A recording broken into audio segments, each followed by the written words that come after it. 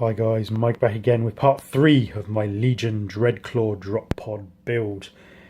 It's going quite well at the moment, and I'll give you a look at what I've done so far. But before I do that, I just wanted to talk to you about what we lovingly call the instructions that Forge will provide you. And again, I don't know what I want to say really. Yeah, like I said in a previous video, the pieces of paper that you get with these models tell you where the pieces go, but not necessarily the best way to put them together. And bearing in mind, this is a hybrid resin plastic kit, and as I said before, there are often issues in fitting the Forge World resin components to the Games Workshop plastic components. So the first sheet is just outlining the resin components. Second sheet pretty much is just outlining the plastic components you'll need and how to cut the hinge off the plastic door. And I showed you how to do that in the previous video. No issues thus far. So sheet 1 can go away now. We don't need that anymore. So all we've got now left to build the entire thing is 2 sides of A4 in a handful of pictures. So we've got our doors, our 5 doors with the inner and outer skin glued together, and they look like this. So they're all fine, no issue with those whatsoever. So we have got 5 of those glued together with plastic glue, no issue. Okay, what we've got next is attaching the doors and the fins to, what is it called? It is called the nozzle base. So this nozzle base, everything needs to fit to this nozzle base.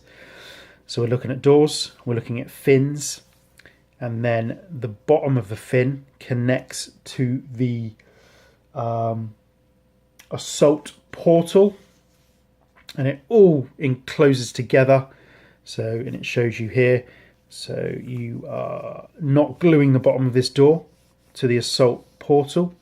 All you're gluing is the edge of this fin into the slot on the assault portal, and you're going to glue your 5 fins and your 5 doors basically to the nozzle base, because the doors are not glued to the assault portal. Does that make sense so far? And then so so that's what you've got to do. So that tells you how to do that, and then when you turn the page, that's done. That the expectation is that you've done all that now, and you're going to start gluing the cutting claws on, and then you're going to glue the landing legs on. So basically this picture is one stage, glue the cutting claws on. This one is the next stage, glue the landing legs on, and then put the nozzle on. So there we go. Okay, I did and as I said in the previous video, it's really difficult actually to get the angle, get the positioning for these doors, just gluing them directly to the nozzle base. And again, your mileage may vary. Everyone's going to have a different experience building the same kit, depending on your modeling experience, depending on your patience, depending on your will to get it lined up properly, depending on a whole host of things. So because you can't glue the door to the base, to the assault portal, you've got no choice basically than to glue it to the nozzle base. So I did start off doing that, and then quickly realized when I tried to affix the fin to the nozzle base and then line it up to the assault portal, it's not happening. Not happening. So my first try had a door glued on, a fin glued on, then tried to line it up to the assault portal, and the doors were miles off, a good half an inch off, because they need to be kind of there roughly. They need to line up. So that wasn't happening. So I did this instead. So this is where we are. So what I decided to do is take the nozzle base and the assault portal and basically glue all the fins to those two components, because we know that's a constant. We know that the plastic fins are the plastic fins, and we know that they glue into these slots. So there's 5 slots around this assault portal, around this pentagonal shape. So we've got 5 slots, and we know that the bottom of the fin gets glued in there, and we know that the bottom of this fin is basically going to sit flat on the floor.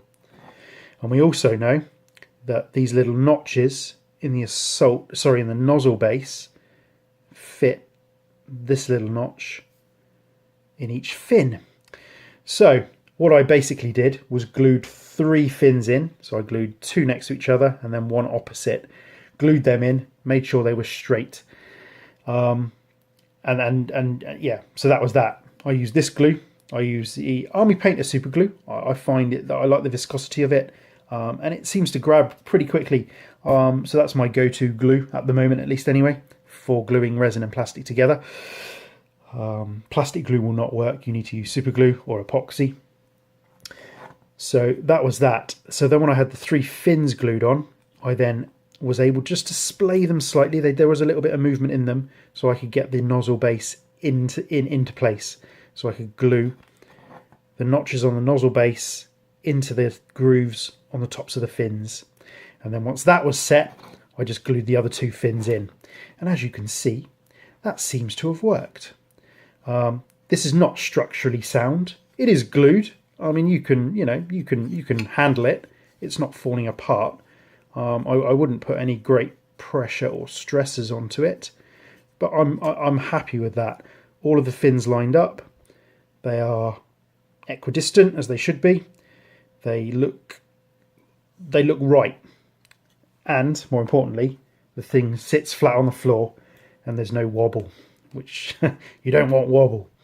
So that's it basically. So this is where I'm at. So the next stage then is basically gluing these doors on, and because this is all lined up as it should be, because we know the assault portal is a constant, we know that this angle is a constant, and we know that this notch fits into this groove being a constant, and they're all the same, all these gaps should be the same. So then we've got some notches in here that is going to accommodate the little notches on the door, and you can see where I've glued it and then ripped it off. So those doors are basically going to get glued on, and we have got good coverage. So the bottom of our door basically rests against the edge of this lip here, which is the design. So the door goes in. There we go. And then, so that's going to sit flat on the bottom there. The door's in. There's minimal gappage. This gap here is intentional. The gap, don't worry about this gap. This gap is supposed to be here because that gap is going to get covered by the cutting claws when we glue them in. Another cool little design feature actually is we've got all these grooves along here on the assault portal which match these little notches on the cutting claw. So when you put the cutting claw on, those notches